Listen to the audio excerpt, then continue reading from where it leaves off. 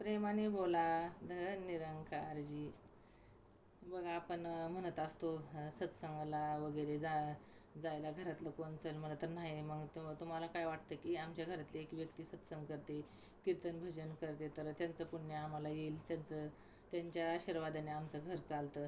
ते ठीक आहे, पण हे तुम्हाला स्वतःचं पुण्य कमावं लागेल. बघा आपण 3 कामं हे आपल्याला स्वतःलाच करावं लागणार आहेत. कोणते 3 कामं? तर भोजन, भजन आणि निद्रा. बघा आपलं बाकीचं इस्टेट आजोबांनी पणजोबांनी वडिलांनी कुणी कमवलेली असली तर आपण ते यूज करू शकतो. पण हे दुसऱ्याचं आपल्याला धन, ह्याचं रामनामाचं धन, हे आपण त्याला आपल्याला त्याचा उपयोग होत नाही. झोप जर आली तर आपल्याला स्वतःला झोप घ्यावी लागेल, आणि भूक लागली तर घरातल्या दुसऱ्या व्यक्तीने एका जेवण केलं तर चालणार आहे का?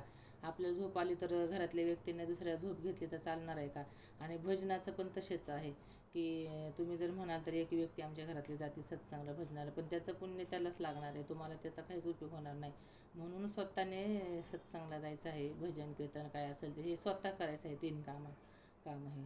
प्रेमाने बोला धन निरंकारजी.